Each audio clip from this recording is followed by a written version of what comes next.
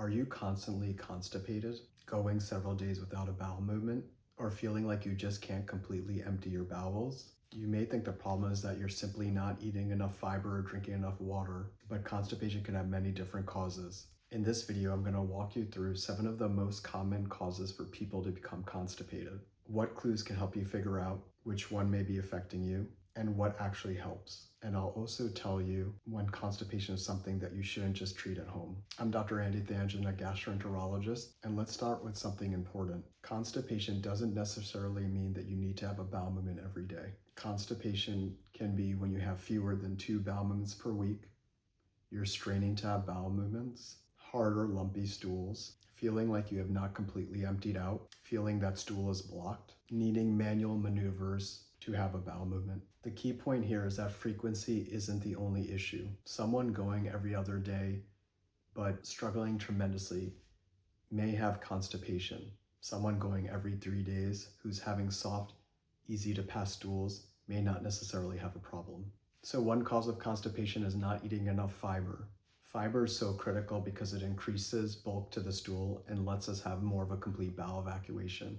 So what are some examples of foods that are high in fiber? Fruits, vegetables, beans, whole grains, nuts, and seeds. I always tell my patients to be cautious when increasing the fiber in their diet and to do it slowly. Some people with significant bloating or certain types of constipation can actually feel worse when they suddenly load up on fiber. My practical advice to you is to increase fiber gradually and drink adequate fluids. A second cause of constipation is not having enough movement. Physical activity can stimulate bowel activity by increasing bowel motility. Even regular walking can be helpful, especially if you have a very sedentary lifestyle or spend most of your day working at a desk.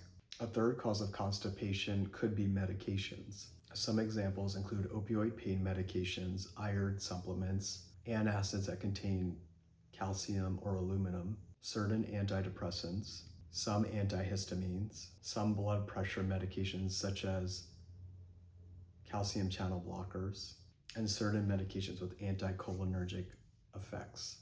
I highly recommend that you don't stop a prescription medication on your own. Instead, ask your doctor if constipation is a side effect, and if so, is there a good alternative?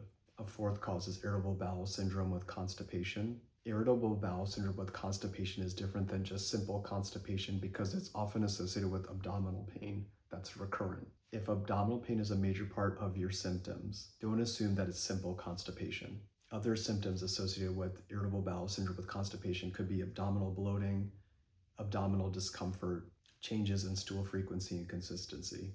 A fifth cause of constipation is slow transit constipation. The colon normally moves stool through the intestine with coordinated contractions. In some people, the colon just moves stool too slowly. These patients can oftentimes go several days without a bowel movement, have very hard pellet-like stools, feel chronically backed up, and they don't respond adequately to basic lifestyle changes. A sixth cause that most people don't think about is pelvic floor dysfunction. Sometimes the problem is that the colon can't move stool. The problem is that the muscles that are needed to have a bowel movement aren't working properly. These patients oftentimes explain that they do a lot of straining with very little success. They feel like stool is stuck in their rectum at the end of their colon. They have incomplete bowel evacuations. They need to change their positioning on the toilet or spend a long time on the toilet. And these patients simply taking more laxatives may not fix the underlying problem. Oftentimes they need to do pelvic floor physical therapy or biofeedback when appropriate. The seventh cause of constipation are medical conditions. These can include low functioning thyroid called hypothyroidism, diabetes, neurologic disorders, electrolyte abnormalities, and certain structural problems. Most constipation is not caused by something dangerous, but persistent or new constipation deserves more attention when it's accompanied by other concerning symptoms. So what are ways that you can look at your constipation issue and try to find different steps to get better? Step 1, look at your diet and increase the fiber if necessary. Step 2, stay adequately hydrated.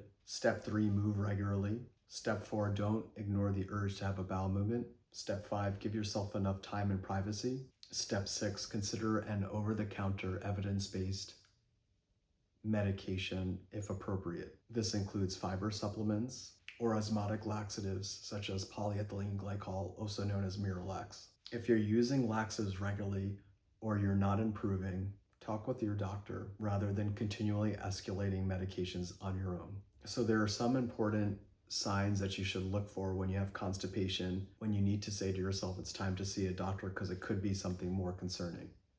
These include blood in the stool, black stool, unexplained weight loss, significant or worsening abdominal pain, vomiting, fever, significant abdominal distension, new anemia or a major change in your bowel habits, inability to pass stool and gas, new persistent constipation, particularly later in adulthood.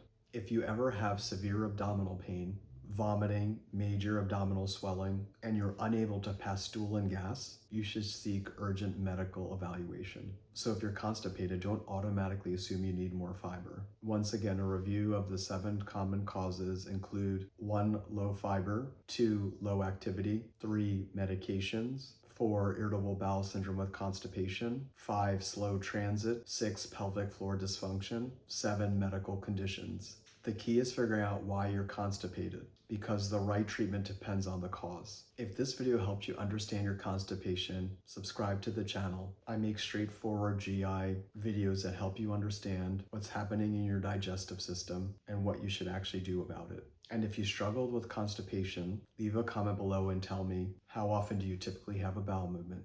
Take care.